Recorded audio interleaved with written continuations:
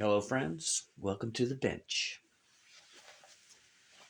Working on a Grom's Precision Model S-20 on the bench here. Thought this was a uh, cool grab. Got the faceplate off. Definitely not going to use that order of labeling for the inputs. Um, it's got this cool, classy, brassy chassis. Not much meat and potatoes in the transformer, so I'm hoping this thing can sound pretty good.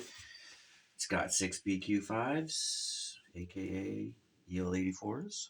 It's got the 6 EU7s, which are just like the 12AX7s, but they're wired a little differently. Not much. Can't wait to check that out and see how that works out. And I got this too because I thought it would be really neat to get a rack mountable conversion going. But when it shipped, it got bent in the mail.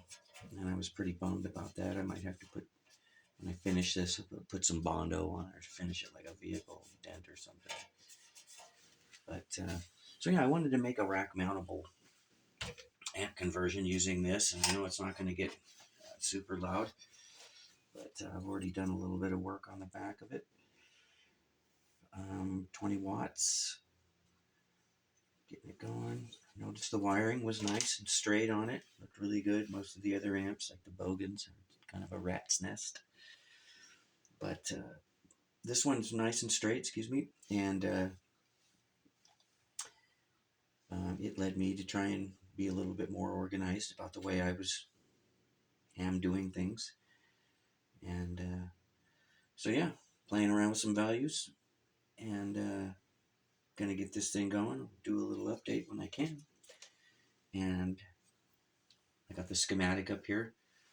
As you can see in this, the mic number one just ran through one side of the tube. Mic number two ran through the other side of the tube, and then went into the bass and gain or master volume. Treble was on the other side of things, phase inverter.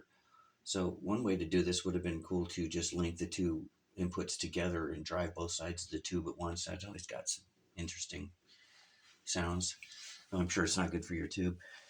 Um, but I'm gonna go ahead and wire this thing up like you would a 12AX7, where you're stacking the gain up in the tube a little bit and playing with cathode bypass and maybe a cold clipper or something if that works. Some negative feedback tricks.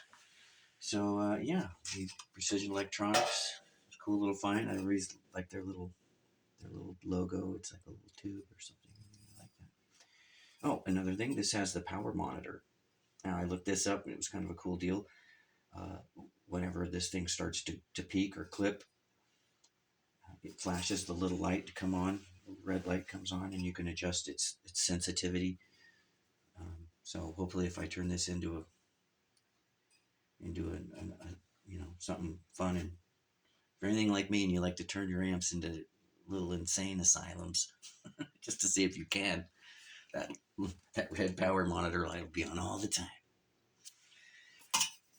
Anyways, so yeah, a lot of work to do on this. I'm getting it going. I just dig the the brassy, classy